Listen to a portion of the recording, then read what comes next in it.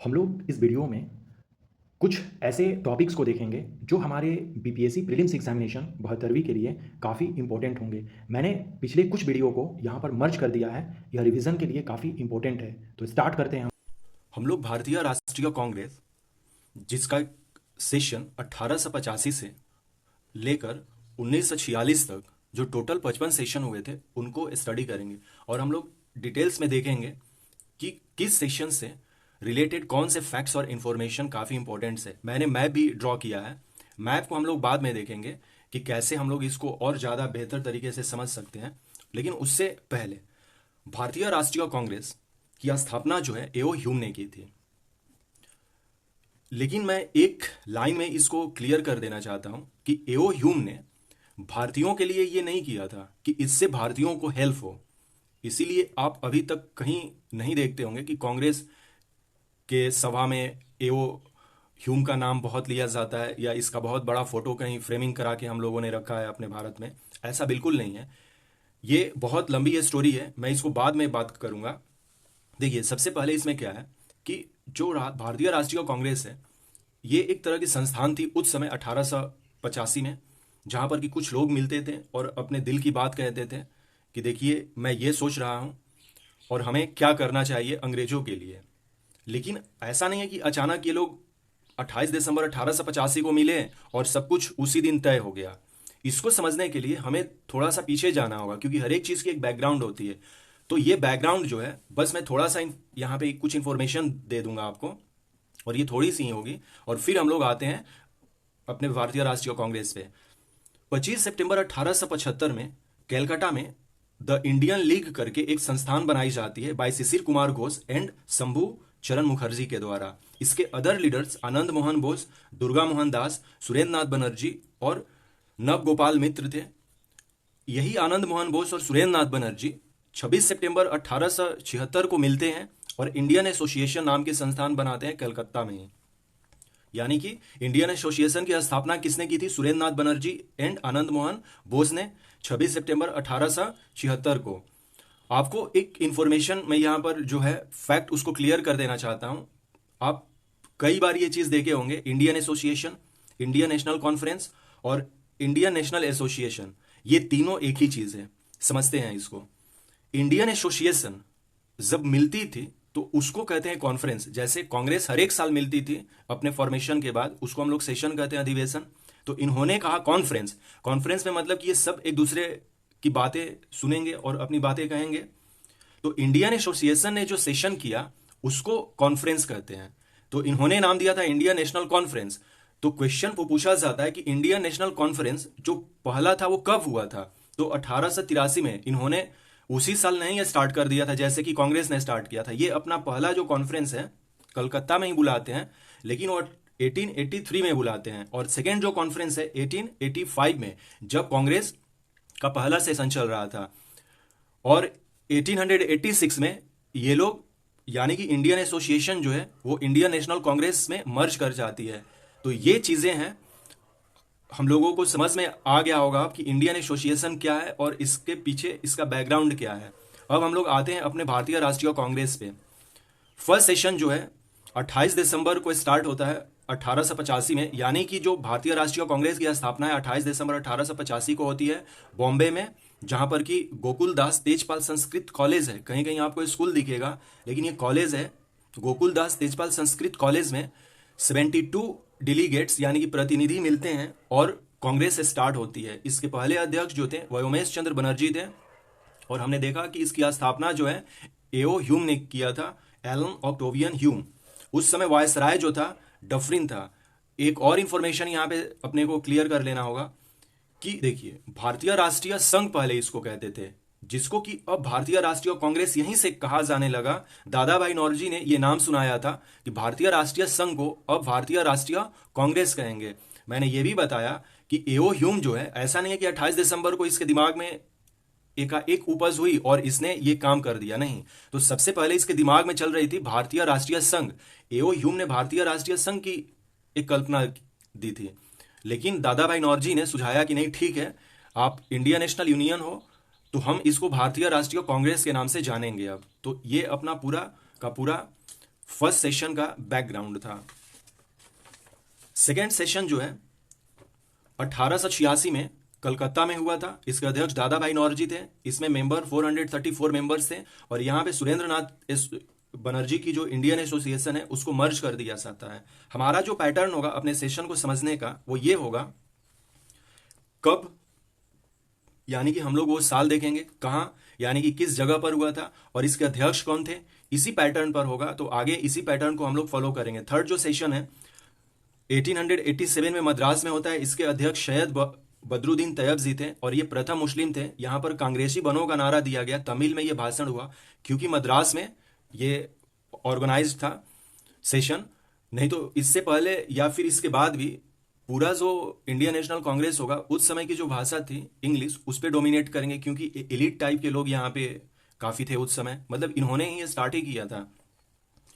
दादा भाई नौरोजी जो है फर्स्ट पारसी हो गए और जो फर्स्ट सेशन में व्योमेश चंद्र बनर्जी थे वो हिंदू हो गए, यानी कि हिंदू पारसी और ये प्रथम मुस्लिम। कई बार क्वेश्चन पूछा जाता है कि प्रथम मुस्लिम जो अध्यक्ष थे इंडियन नेशनल कांग्रेस के तो वो कौन थे, तो सैयद बदरुद्दीन तैयब जी। फोर्थ सेशन जो है 1888 इलाहाबाद में होता है। अध्यक्ष इसके जॉर्ज यूल थे और जॉर्ज यूल जो है प्रथम यूरोपियन है।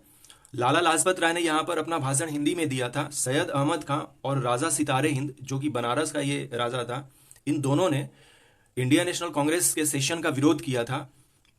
और सैयद अहमद खां यूनाइटेड इंडिया पेट्रियोटिक एसोसिएशन की स्थापना की। इन्होंने ही जो है अलीगढ़ में मुस्लिम कॉलेज मतलब कि अलीगढ़ यूनिवर्सिटी की स्थापना सैयद अहमद खान ने ही किया था, जिन्होंने यूनाइटेड इंडियन पेट्रियोटिक एसोसिएशन की स्थापना की इसी साल 1888 में ही। अश्विन कुमार दत्त ने इंडियन नेशनल कांग्रेस की जो सेशन हो रही थी उसको इन्होंने कहा कि ये 3 दिन की तमाशा है। बिपिन चंद्र पाल कहते हैं कि याचना की संस्थान है और डफरिन जो है उस समय कहता है कि ये सूक्ष्म वर्ग की प्रतिनिधित्व करने वाली है, क्योंकि यहाँ पर तो कुछ ही ऐसे लोग थे और वो भी पढ़े लिखे लोग थे, इसीलिए वो कहता है कि सूक्ष्म लोगों की पार्टी है या इसकी प्रतिनिधित्व करती है। सेशन 5 देखते हैं 1889 बंबई में होता है। अध्यक्ष विलियम वेडरबर्न है। यहां पर कहा जाता है कि 21 वर्षीय मताधिकार पारित किया जाता है और कांग्रेस ने लंदन में एक अपनी संस्थान बनाई जिसका नाम था ब्रिटिश इंडिया कमेटी। और इस कमेटी का यानी कि समिति का मुख्य पत्र जो था इंडिया के नाम से संपादन किया गया और इसके संपादक जो थे विलियम डिग्वी थे। 6th सेशन 1890 कलकत्ता में होता है। अध्यक्ष जो है इसके फिरोज शाह मेहता है। प्रथम महिला स्नातक जो थी कदाम्बनी गांगुली ने यहां पर भाग लिया था। पूछा जाता है क्वेश्चन कि भारत की प्रथम महिला स्नातक कौन है, तो वो कदाम्बनी गांगुली हैं। 7th सेशन नागपुर में 1891 में होता है। इसके अध्यक्ष पी आनंद चार्लू हैं। 8th सेशन 1892 इलाहाबाद में होता है। इसके अध्यक्ष डब्ल्यू.सी. बनर्जी, ये वही डब्ल्यू.सी. बनर्जी हैं जो कि फर्स्ट सेशन में पार्टिसिपेट मतलब कि ये अध्यक्ष थे। और ये जो सेशन था ये इंग्लैंड में प्रस्तावित था, लेकिन इंग्लैंड में नहीं हो पाता है क्योंकि हम लोग तो इंडिया में ही सही से नहीं करा पाते थे, तो इंग्लैंड में कैसे करा पाएंगे हम लोग, तो नहीं करने दिए लोग, तो इलाहाबाद में फाइनली किया गया था। 9th सेशन 1893 लाहौर में होता है। दादा भाई नौरोजी इसके अध्यक्ष बनते हैं।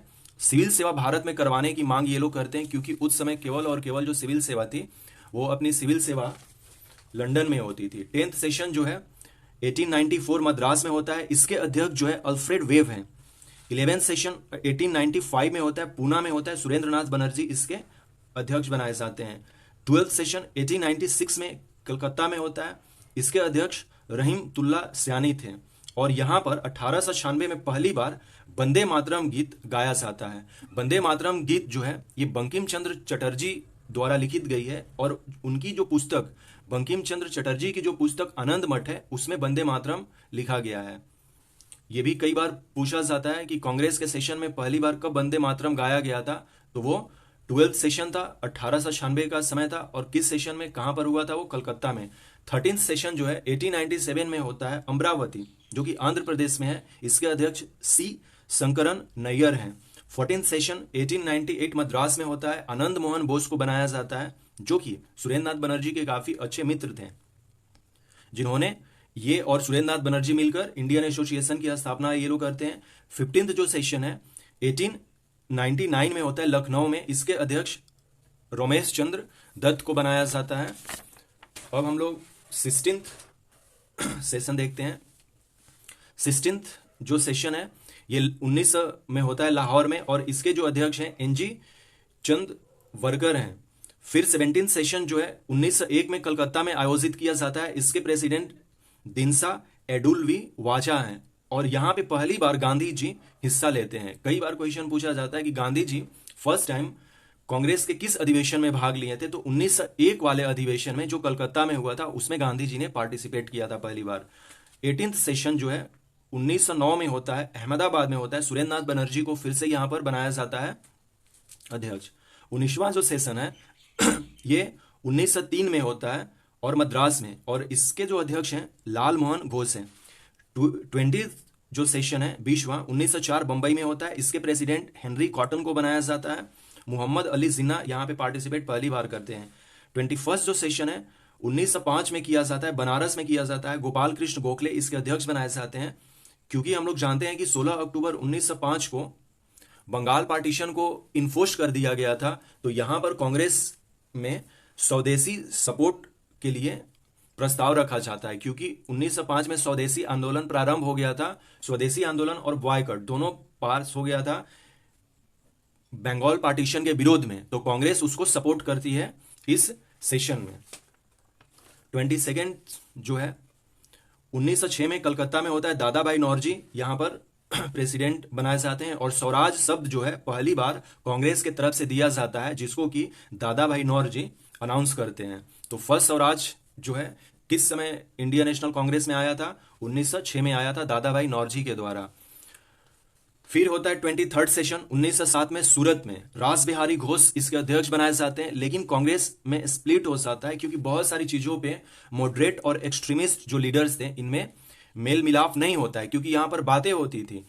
जैसे मॉडरेट्स में बहुत सारे लीडर्स आते हैं, दादा भाई नौरोजी आते हैं, फिरोज शाह मेहता आते हैं, और ये गोपाल कृष्ण गोखले आते हैं। ये लोग मॉडरेट में आते हैं। एक्सट्रीमिस्ट में लाला लाजपत राय आते हैं, बिपिन चंद्र पाल आते हैं, फिर से तिलक आते हैं। इन सब में बन नहीं पाई एक दूसरे की बातें, जिसके चलते ये दो लोग अलग अलग हो गए और कांग्रेस से एक्सट्रीमिस्ट को हटा दिया। यानी कि अब जो पार्टी है केवल और केवल मॉडरेट टाइप के लीडर हो गए। मॉडरेट का मतलब हो गया कि ये लोग बात से अपनी बात कहेंगे अंग्रेजों से, लेकिन एक्सट्रीमिस्ट लोग कुछ और चाहते थे कि नहीं, केवल हमें प्रार्थना पत्र ही नहीं लिखना है, अंग्रेजों को कुछ और डिमांड करना चाहिए किसी और तरीके से भी।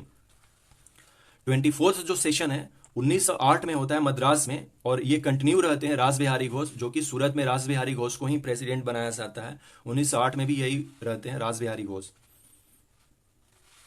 फिर 25th जो सेशन है 1909 लाहौर में होता है। मदन मोहन मालवीय को प्रेसिडेंट बनाया जाता है। 26 जो सेशन है 1910 इलाहाबाद में होता है। विलियम वेडरबर्न को यहाँ पे अध्यक्ष बनाया जाता है। 27 सेशन जो है 1911 कलकत्ता में होता है। बिशन नारायण धर को बनाया जाता है, और ये फर्स्ट टाइम यहाँ पे जन गण मन जो अपना राष्ट्रगान है उसको गाया जाता है 27 दिसंबर 1911 को। ये भी कई बार पूछा जाता है कि इंडियन नेशनल कांग्रेस के किस सेशन में पहली बार जन गण मन गाया गया था, तो 1911 के सेशन में, कलकत्ता के सेशन में। और वंदे मातरम भी हम लोगों ने देखा कि 1896 में गाया गया था, और वो कलकत्ता का ही सेशन था। 1896 में वंदे मातरम गाया गया कलकत्ता सेशन में, और 1911 कलकत्ता सेशन में पहली बार जन गण मन गाया गया। तो ये अपना 27 सेशन तक हो गया। 28 सेशन देखते हैं। 1912 में ये होता है बांकीपुर में होता है। बांकीपुर एक जगह है पटना के अंदर ही, वहीं पर होता है। R.N. मधुलकर इसके प्रेसिडेंट बनाए जाते हैं, और एओ ह्यूम को यहां पर कंसीडर किया जाता है कि नहीं, कांग्रेस का पिता यही है, यानी कि फाउंडर यही है।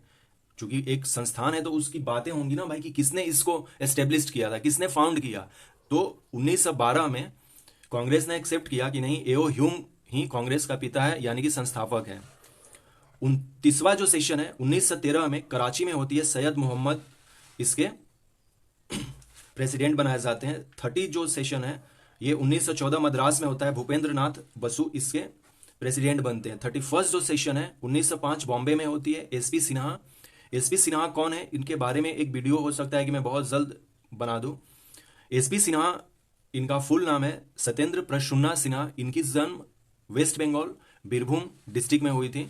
ये इसके प्रेसिडेंट बनाए जाते हैं। 32 जो सेशन है 32nd जो सेशन है 1916 लखनऊ में होता है, काफी इंपॉर्टेंट है। और ये ज्वाइंट सेशन था कांग्रेस और मुस्लिम लीग का, इसीलिए यहां पर एक लखनऊ समझौता हुआ जिसे कांग्रेस लीग पैक्ट कहते हैं, क्योंकि दोनों एक साथ मिलकर इन्होंने अपना ज्वाइंट सेशन किया था लखनऊ में। ये भी कई बार पूछा जाता है कि इंडियन नेशनल कांग्रेस और मुस्लिम लीग की कब ज्वाइंट सिटिंग हुई थी।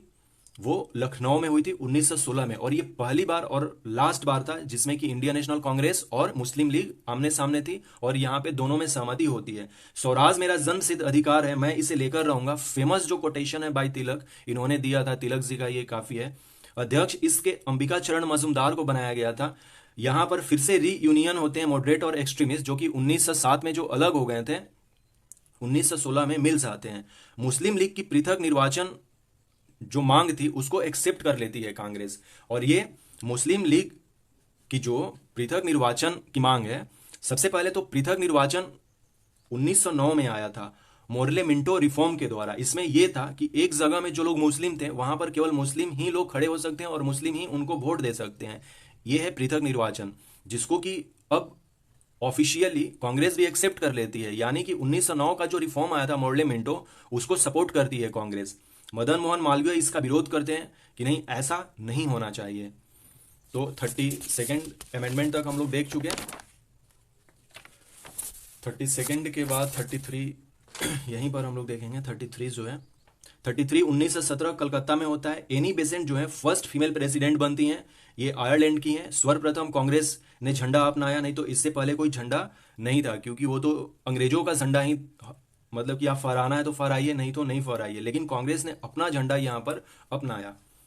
आईएनसी का यानी कि इंडियन नेशनल कांग्रेस का पहला विशेष अधिवेशन 1918 में बॉम्बे में बुलाया गया, जिसके अध्यक्ष सैयद हसन इमाम थे। यहां पर फंडामेंटल राइट्स और रॉलेट बिल जो आने वाला था, मतलब रॉलेट बिल आ चुका था 1919 में, ये एक्ट बनेगा, उसका यहां पर हम लोगों ने विरोध किया था। 34th सेशन 1918 दिल्ली में हुआ। मदन मोहन मालवीय यहां पर इसके प्रेसिडेंट बने। हिंदी पर जोर दिया गया। यहां पर दूसरा कांग्रेस विभाजन हुआ। यह सेकेंड टाइम था जबकि कांग्रेस में फूट पड़ गई। पहला जो फूट था कांग्रेस में 1907 में हुई थी, और दूसरा 1918 में हो गई। फिर से एक्सट्रीमिस्ट को निकाला गया है। 1916 में जोड़ा ही गया, फिर 1918 में निकाला गया फिर से। तो आप ये हमेशा याद रखेंगे कि कांग्रेस में 2 बार विभाजन हुई थी। पहला सूरत 1907 और दूसरा दिल्ली 1918। 35th जो सेशन है 1919 अमृतसर में हुआ था। मोतीलाल नेहरू इसके अध्यक्ष बनाए गए थे। खिलाफत को सपोर्ट किया गया। इसी साल 13 अप्रैल 1919 को सबसे दर्दनाक जो घटना थी जालियांवाला बाग हत्याकांड, वो होती है। इसीलिए इसको अमृतसर में, इसके विरोध में हम लोग वहां पर एकत्रित होते हैं, और इसीलिए कांग्रेस जो है अपना सेशन अमृतसर में ही करती है। 36 जो सेशन है 1920 नागपुर में किया जाता है। इसके जो अध्यक्ष हैं वीर राघवाचारी हैं। 1920 कलकत्ता सेशन में विशेष एक अधिवेशन होता है, जिसमें कि लाजपत राय जो है, लाला लाजपत राय को अध्यक्ष बनाया जाता है। तो 1920 में जो कलकत्ता सेशन हुआ था वो एक विशेष अधिवेशन था, जिसमें कि अध्यक्ष लाला लाजपत राय को बनाया जाता है। और इसका जो मेन सेशन था, एनुअल सेशन, वो होता है दिसंबर 1920 नागपुर में, जिसके कि अध्यक्ष वीर राघवाचारी हैं। 37th जो सेशन है 1921 में अहमदाबाद में होता है। इसके प्रेसिडेंट सीआर दास को बनाया जाता है, लेकिन ये जेल में थे, तो इनके जगह पर एक्टिंग प्रेसिडेंट हकीम अजमल खान को रखा जाता है।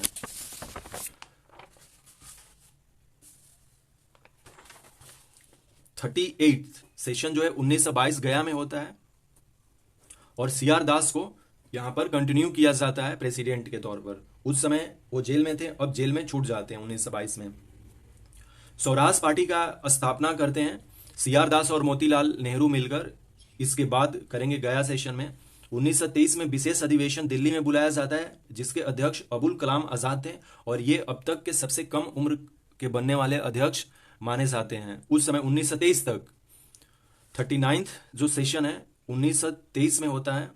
काकीनाड आंध्र प्रदेश में है। मौलाना मोहम्मद अली इसके अध्यक्ष बनाए जाते हैं। 40th जो सेशन है 1924 बेलगाम कर्नाटका में होता है, और इसके अध्यक्ष गांधी जी को बनाया जाता है।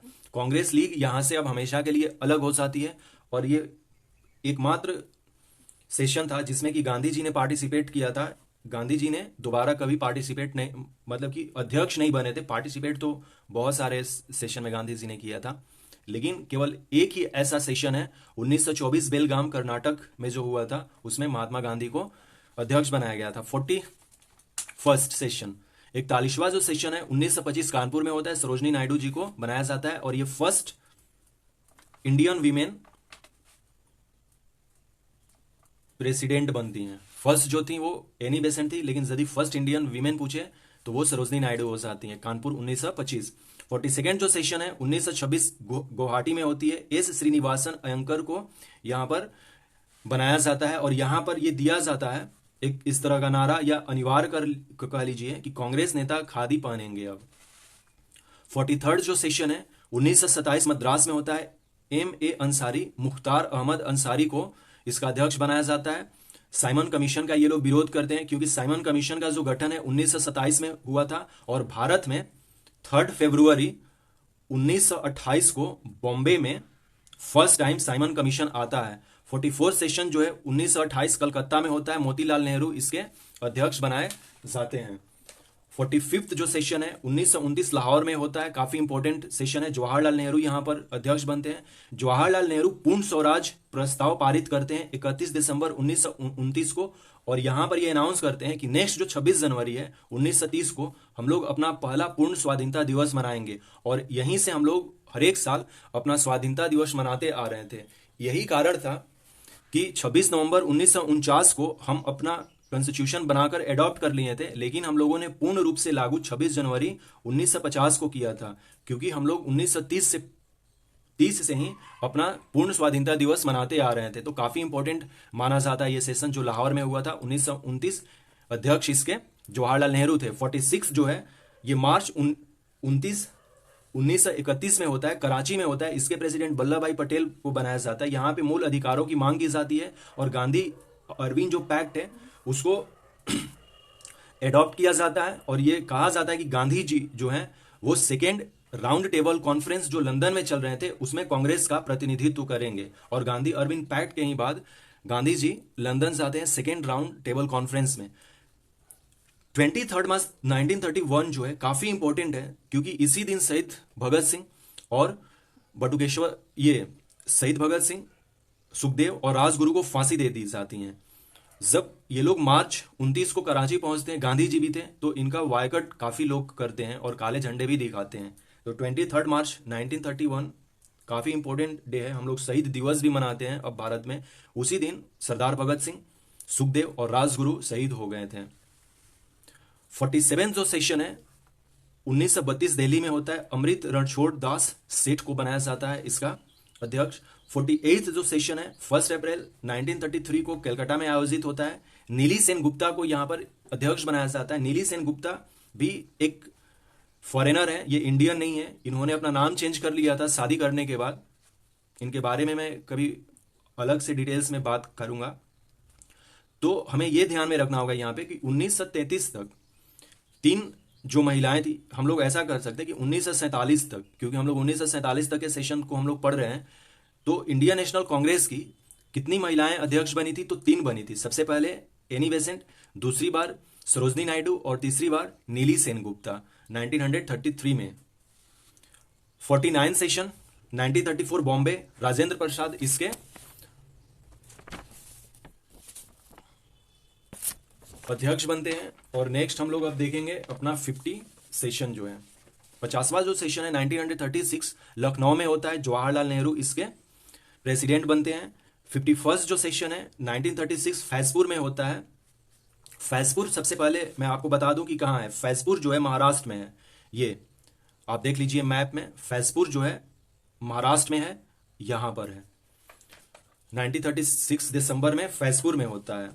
और ये जो सेशन था लखनऊ वाला, ये अप्रैल में होता है, यानी कि 1936 में 2 बार होता है और 1935 में कोई सेशन नहीं होता है। 1935 में कोई सेशन नहीं होता है, यहां पर हम लोग देखेंगे।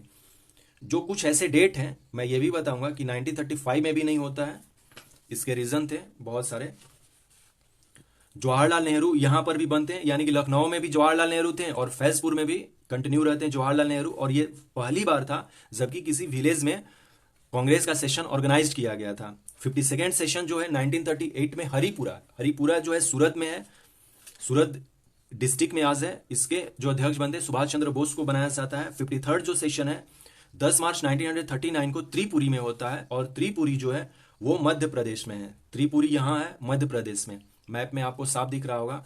सुभाष चंद्र बोस ही यहाँ पर चुने जाते हैं अध्यक्ष, लेकिन गांधी जी के साथ मतभेद होने के चलते ये त्याग दे देते हैं कांग्रेस के अध्यक्ष पद से, और ये अपना एक पार्टी बनाते हैं जिसका नाम है फॉरवर्ड ब्लॉक पार्टी, और ये 1939 में इसका फॉर्म करते हैं नेताजी सुभाष चंद्र बोस। गांधी जी एक्चुअली अपने किसी दूसरे मेंबर को ये खड़ा करना चाहते थे। पट्टाभी सीतारमैया थे गांधी जी के कैंडिडेट, लेकिन वो हार जाते हैं और सुभाष चंद्र बोस जीत जाते हैं। पट्टाभी सीतारमैया को गांधी जी चाहते थे, जो बाद में बनेंगे कांग्रेस के अध्यक्ष, लेकिन अभी वो नहीं बन पाए थे। तो यहाँ पे 1939 त्रिपुरी जो कांग्रेस अधिवेशन था उसके अध्यक्ष सुभाष चंद्र बोस थे, और सुभाष चंद्र बोस जब रिजाइन दे देते हैं तो फिर राजेंद्र प्रसाद जो है एक्टिंग प्रेसिडेंट बनते हैं। 54th सेशन जो है 1940 रामगढ़ जो झारखंड में वहां पे ऑर्गेनाइज किया जाता है। मौलाना अबुल कलाम आजाद इसके अध्यक्ष बनते हैं, और 1940 से लेकर 46 तक के बीच में कोई सेशन नहीं हो पाता है। तो उस समय तक ये कंटिन्यू प्रेसिडेंट रहते हैं मौलाना अबुल कलाम आजाद ही, और 1947 तक जितने सारे सेशन हुए थे उनमें सबसे ज्यादा लॉन्ग टाइम जो है वो मौलाना अबुल कलाम आजाद का ही है टाइम पीरियड, 1940 से 1946 तक। और फाइनली जो है 55th सेशन जो है 1946 मेरठ में होता है। जेबी कृपलानी को अध्यक्ष बनाया जाता है, और जब अपना देश आजाद होता है 15 अगस्त 1947 को, तो जेबी कृपलानी ही अध्यक्ष थे कांग्रेस के। कई बार ये क्वेश्चन पूछा जाता है कि आजादी के समय भारत की आजादी के समय कांग्रेस के कौन अध्यक्ष थे, तो आंसर होगा जेबी कृपलानी। अब थोड़ा सा ये समझ लेते हैं मैप में हम लोगों को आप ड्रॉ कर सकते हैं मैप को, और मैप से यदि आप ड्रॉ करेंगे 2-3 बार तो आपको मैक्सिमम जो चीजें हैं वो याद हो जाएंगी। इसमें यह भी जानना होगा सबसे ज्यादा जो सेशन है 9 बार कलकत्ता में हुआ था, 7 बार मद्रास में होता है, 5 बार बॉम्बे में होता है, 4 बार लाहौर में होता है। और लाहौर और कराची दो ही ऐसे सिटी हैं उस समय अनडिवाइड इंडिया के जो कि मेजर थे, और वहां पे सेशन होती थी लाहौर और कराची में।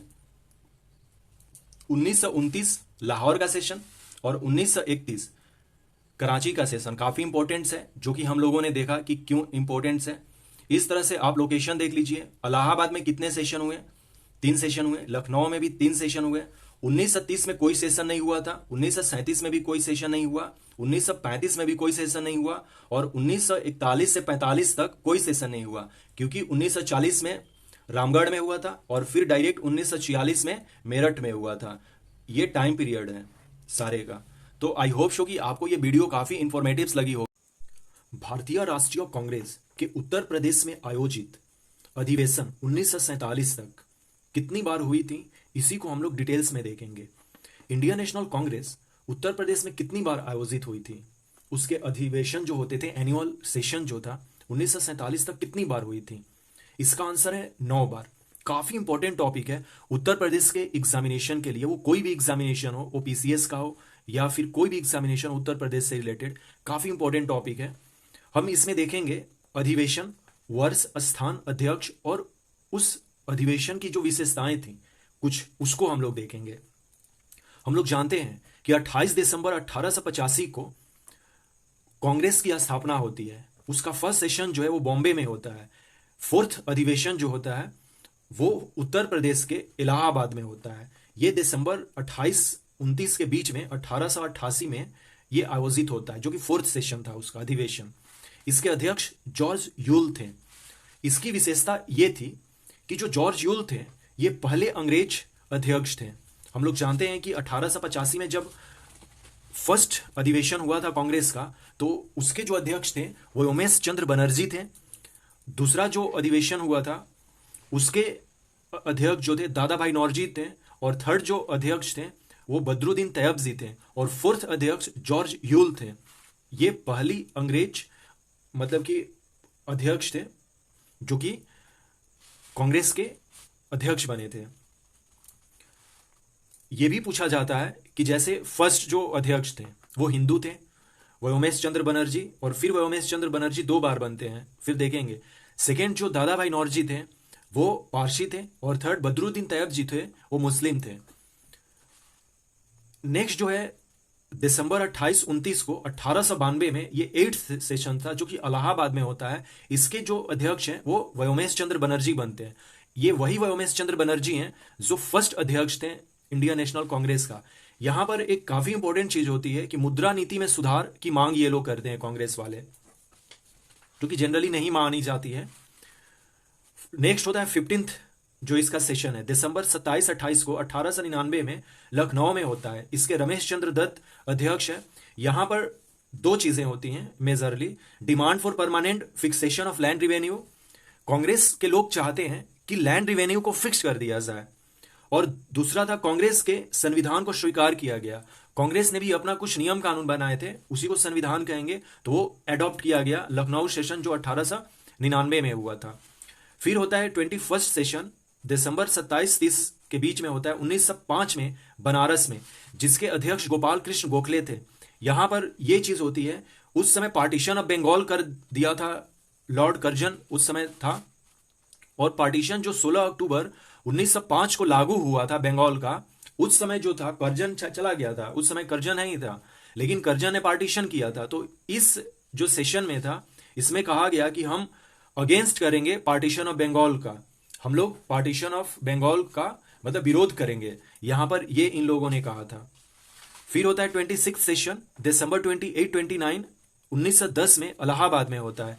इसके जो अध्यक्ष थे विलियम बेडरबर्न थे। यहां पर भारतीय प्रेस एक्ट व देशद्रोही सभा अधिनियम वापस ले लिया जाता है। फिर आता है 32वां, जो कि दिसंबर 26 से 30 के बीच में चला था 1916 में लखनऊ में, काफी इंपॉर्टेंट अधिवेशन था। इसके जो अध्यक्ष थे अंबिका चरण मजूमदार थे। यहां पर कांग्रेस और मुस्लिम लीग जो है एक समझौता होता है, जिसको कि कांग्रेस मुस्लिम लीग पैक्ट कहते हैं। और फिर रीयूनियन ऑफ कांग्रेस फैक्शन होता है, क्योंकि कांग्रेस में जो स्प्लिट हुई थी सूरत में 1907 में, जो एक्सट्रीमिस्ट और मॉडरेट थे उनके बीच में फिर से रीयूनियन हो जाता है। नेक्स्ट जो है 41st जो है 41वां सेशन होता है 1925 में, कानपुर में होता है। सरोजनी नायडू इसकी अध्यक्ष है। ये प्रथम भारतीय महिला अध्यक्ष है। यहां पर ध्यान देना है, भारतीय महिला अध्यक्ष, इसका मतलब कि इससे पहले कोई अध्यक्ष बन चुका है। फर्स्ट जो महिला अध्यक्ष थी 1917 में कलकत्ता में सेशन हुआ था, यहां पर एनी बेसेंट पहली महिला अध्यक्ष बनी थी, लेकिन वो इंडिया की नहीं थी। तो ये क्वेश्चन इस तरह से आता है, यदि वो कहे क्वेश्चन में कि प्रथम भारतीय महिला अध्यक्ष कौन थी, so answer is Sarojini Naidu. प्रथम महिला अध्यक्ष कौन थी, तो वो हो जाएंगी एनी बेसेंट। 1917 के कलकत्ता सेशन में वो अध्यक्ष चुनी गई थी इंडियन नेशनल कांग्रेस की। नेक्स्ट होता है 50वां, ये 1936 में अप्रैल में होता है, लखनऊ में ही होता है। जवाहरलाल नेहरू इसके अध्यक्ष बनते हैं। यहां पर पार्लियामेंट बोर्ड की स्थापना होती है। फिर आता है 55th, जो कि नवंबर 23 को 1946 में होता है, मेरठ में होता है। जेबी कृपलानी इसके अध्यक्ष थे। और जब देश आजाद हुआ था 15 अगस्त 1947 को, उस समय कौन अध्यक्ष थे, तो जेबी कृपलानी थे। ये कई बार क्वेश्चन पूछा जा चुका है कि आजादी के समय यानी कि 15 अगस्त 1947 को कांग्रेस के कौन अध्यक्ष थे, तो जेबी कृपलानी थे। तो इस तरह से हम लोगों ने उत्तर प्रदेश में कांग्रेस के जो आयोजित अधिवेशन थे 1947 तक, वो 9 बार थे। तो 9 बार जो अधिवेशन हुए थे वो हम लोगों ने डिटेल्स में देखा। फर्स्ट 88 इलाहाबाद, 92 इलाहाबाद, और ये भी देख लीजिए कि इलाहाबाद में कितनी बार हुआ था, 1 बार, 2 बार, 3 बार। इलाहाबाद में 3 बार, लखनऊ 1 2 3, लखनऊ भी 3, ओके, बनारस 1 बार, फिर कानपुर 1 बार, मेरठ 1 बार। 4 जो सिटीज हैं वो यहां पर देखना है 9 बार में। 3 बार इलाहाबाद, 3 बार लखनऊ, और ये 6 हो गए। 1 बार बनारस, फिर कानपुर और लास्ट में मेरठ। ये 9 जो सेशन है उसके सिटी को भी देख लेना है। आर्यों के आदि स्थल के संदर्भ में इतिहासकार क्या सोचते हैं, उनका क्या मत है, इसके बारे में हम लोग जानेंगे कि आर्य कहाँ से आए, इतिहासकार क्या सोचते हैं। सप्त सिंधु प्रदेश अविनाश चंद्र कहते हैं। मध्य एशिया में बैक्ट्रिया मैक्स मुलर और जेजे रीड के द्वारा ये माना गया है। तिब्बत स्वामी दयानंद सरस्वती। ब्रह्मर्षि प्रदेश या देश पंडित गंगानाथ झा कहते हैं। मध्य देश राजबली पांडे। कश्मीर अथवा हिमालय प्रदेश एल डी कल्ला के द्वारा कहा गया है। उत्तरी ध्रुव प्रदेश बाल गंगाधर तिलक मानते हैं। देविका प्रदेश जिसको कि मुल्तान कहते हैं, डीएस त्रिदेव मानते हैं। हंगरी एवं डेन्यूब नदी घाटी जो यूरोप में है, प्रोफेसर गाइलस मानते हैं। दक्षिणी रूस ये नेहरिंग एवं गार्डन चाइल्ड्स मानते हैं। मध्य एशिया का पामीर क्षेत्र एडवर्ड मेयर, ओल्डेनबर्ग एवं कीथ ये मानते हैं कि मध्य एशिया का पामीर क्षेत्र था। जर्मनी पेनका एवं हर्ट मानते हैं। प्रेसिडेंट ऑफ इंडिया के द्वारा 3 टाइप्स की इमरजेंसी डिक्लेयर की जा सकती है। पार्ट 18 आर्टिकल 352 टू 360 में इमरजेंसी का प्रोविजन है। Number first national emergency article 352 के according. Number second state emergency article 356 and article 365 के according. And number third financial emergency article 360 के अकॉर्डिंग। हमारे इंडिया में कॉन्स्टिट्यूशंस के कई फीचर दुनिया के अलग अलग कॉन्स्टिट्यूशन से लिए गए हैं। इसी तरह से इमरजेंसी के प्रोविजन को हमने जर्मनी से लिया है। इंडियन गवर्नमेंट क्वाजाई फेडरलिज्म पर आधारित है। क्वाजाई फेडरलिज्म का मतलब है जिसमें यूनिटरी एंड फेडरल दोनों फीचर प्रेजेंट हो, जहां पर सेंटर एंड स्टेट को अलग अलग लिस्ट में मेंशन सब्जेक्ट के अकॉर्डिंग अपनी अपनी पावर्स मिली हुई है। लेकिन इमरजेंसी के केस में सेंटर को ज्यादा पावर मिलती है। इमरजेंसी को प्रेसिडेंट ऑफ इंडिया के द्वारा पार्लियामेंट के अप्रूवल के साथ लगाया जा सकता है। अब हम डिटेल्स में देखते हैं नेशनल इमरजेंसी, क्योंकि अभी जस्ट हमने देखा कि 3 तरह के इमरजेंसी हैं, national emergency, state emergency and financial emergency. तो चलिए हम देखते हैं नेशनल इमरजेंसी क्या है। नेशनल इमरजेंसी तब डिक्लेयर की जा सकती है जब देश में 3 सिचुएशन हो। That means 3 situations. Number first is war, number second is armed rebellion and number third is external aggression. War का मतलब है जब 2 देशों के बीच वॉर डिक्लेयर हो, ये दोनों देशों की जानकारी में होता है। Number second armed rebellion. Armed rebellion का मतलब है देश में ही देश के लोग हथियारबंद ग्रुप में प्रेजेंट गवर्नमेंट के खिलाफ हो जाएं, अर्थात चुनी हुई सरकार के प्रति हथियार उठा लेना। नंबर थर्ड एक्सटर्नल एग्रेशन की स्थिति तब आती है जब बिना वॉर डिक्लेयर किए किसी दूसरे देश से अटैक होता हो। नेशनल इमरजेंसी को भारत में अब तक 3 बार डिक्लेयर किया जा चुका है। Number first 1962 India China war, number second 1971 India Pakistan war and number third 1975 internal disturbance. 1975 में आर्म्ड रिवेलियन के चलते जो इमरजेंसी लगी थी उसको इंटरनल डिस्टर्बेंस कहते हैं। उस समय की प्रधानमंत्री मिस इंदिरा गांधी ने यह लगाया था। अब हम आर्टिकल 352 को देखते हैं। आर्टिकल 352 कहता है proclamation of emergency, that means national emergency. Article 350 के according president of India cabinet ministers के रिटन रिक्वेस्ट पर ही नेशनल इमरजेंसी डिक्लेयर कर सकते हैं, जिसका हेड प्राइम मिनिस्टर स्वयं होते हैं, और इसे पार्लियामेंट से 1 मंथ के अंदर 2/3 मेजोरिटी से पास करवाना पड़ता है।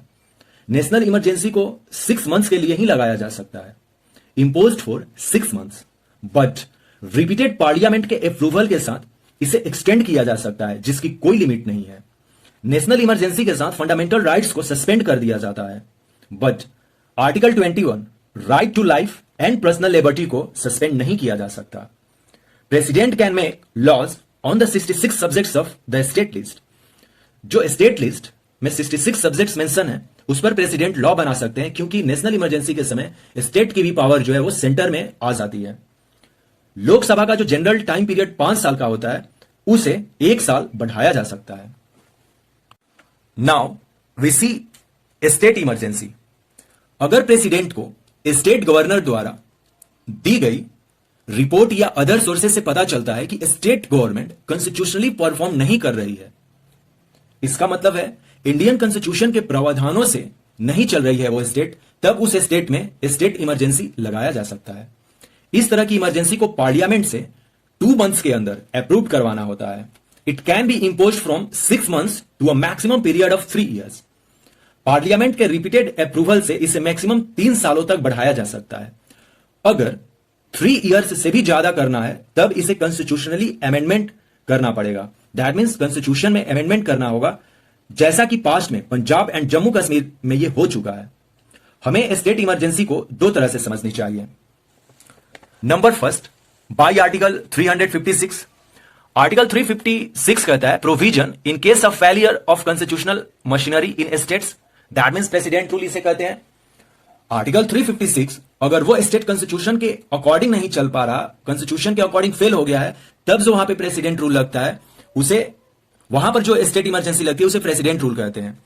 और नेक्स्ट है आर्टिकल 365 के according, effect of failure to comply with और to give effect to directions given by the union. इसका मतलब यह हुआ अगर स्टेट यूनियन गवर्नमेंट के डायरेक्शंस के अकॉर्डिंग नहीं चल रही है तब वहां पर स्टेट इमरजेंसी लगाया जाता है। इसे भी हम प्रेसिडेंट रूल ही कहते हैं। सरकारिया कमीशन जो 1983 में सेटअप किया गया था, इसके रिपोर्ट से पता चलता है कि कुछ प्रेसिडेंट पॉलिटिकल मोटिव के चलते अनकॉन्स्टिट्यूशनली आर्टिकल 365 का दुरुपयोग किए हैं, जिसमें प्रेसिडेंट ने स्टेट गवर्नमेंट को डिसमिस किया जबकि उस स्टेट में कोई कॉन्स्टिट्यूशनल ब्रेकडाउन नहीं थी। Now we see number third, financial emergency according to article 360। Article 360 कहता है कि provision as to financial emergency और to a threat to the financial stability और क्रेडिट ऑफ इंडिया। मतलब अगर देश को फाइनेंशियली या उसकी क्रेडिट को कोई खतरा होता है तो प्रेसिडेंट द्वारा फाइनेंशियल इमरजेंसी डिक्लेयर किया जा सकता है। हालांकि अभी तक भारत में फाइनेंशियल इमरजेंसी नहीं लागू हुआ है, इसके लिए अभी तक कोई स्पेसिफाइड डायरेक्शन या गाइडलाइंस भी मौजूद नहीं है, नहीं सेंट्रल गवर्नमेंट के पास और नहीं मिनिस्ट्री ऑफ फाइनेंस के पास। हालांकि यदि फाइनेंशियल इमरजेंसी लागू होता है तो पार्लियामेंट से इसे 2 मंथ्स के अंदर अप्रूव करवाना होगा। अगर फाइनेंशियल इमरजेंसी डिक्लेयर होती है तो वह तब तक फोर्स में रहेगी जब तक प्रेसिडेंट ऑफ इंडिया उसे वापस नहीं ले लेते। 2020 में कोविड-19 पैंडेमिक पार हो गया लेकिन फाइनेंशियल इमरजेंसी नहीं लगी, ऐसा कुछ जताया जा। Joint sitting article 108, president summon to joint sitting to both house, that means Lok Sabha और राज्यसभा दोनों को ज्वाइंट सिटिंग के लिए प्रेसिडेंट समन कर सकते हैं आर्टिकल 108 के अकॉर्डिंग। सबसे पहले यह देखना होगा कि ज्वाइंट सिटिंग होता क्या है। Joint sitting is an extraordinary machinery provided by constitution to resolve a deadlock. कोई भी चीज कॉन्स्टिट्यूशन में कब होगा, सब वो आर्टिकल में होगा, यानी कि आर्टिकल है तो वो कॉन्स्टिट्यूशन में होगा, इसलिए कॉन्स्टिट्यूशन ने प्रोवाइड किया है ज्वाइंट सिटिंग, यानी कि कॉन्स्टिट्यूशन में लिखा हुआ है।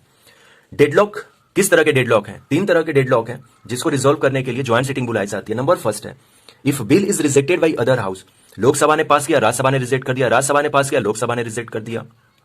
If house have disagree, rejected और डिसएग्री का मतलब क्या है कि रिजेक्टेड का मतलब है कि पूरी तरह से साफ मना करना, डिसएग्री का मतलब है कि कुछ प्रोविजंस जो है बिल के उस पर कुछ इश्यूज हो सकते हैं किसी एक हाउस को। नंबर थर्ड है more than 6 months other house without bill being passed by it, 6 महीने से लेकर कोई हाउस जो है बैठा हुआ है, कुछ उस पर बात नहीं कर रहा। जैसे मान लीजिए कि राज्यसभा ने कोई बिल पास किया, लोकसभा कोई बात ही नहीं कर रहा 6 महीने से, तब क्या है कि प्रेसिडेंट समन कर सकते हैं। नेक्स्ट क्वेश्चन है कि क्या हर एक बिल के लिए प्रेसिडेंट समन कर सकते हैं ज्वाइंट सिटिंग? तो आंसर है नहीं, केवल ordinary bill and financial bill के लिए ही अप्लीकेबल है ज्वाइंट सिटिंग। मनी बिल और कॉन्स्टिट्यूशनल अमेंडमेंट बिल के लिए नहीं लागू होता है ज्वाइंट सिटिंग।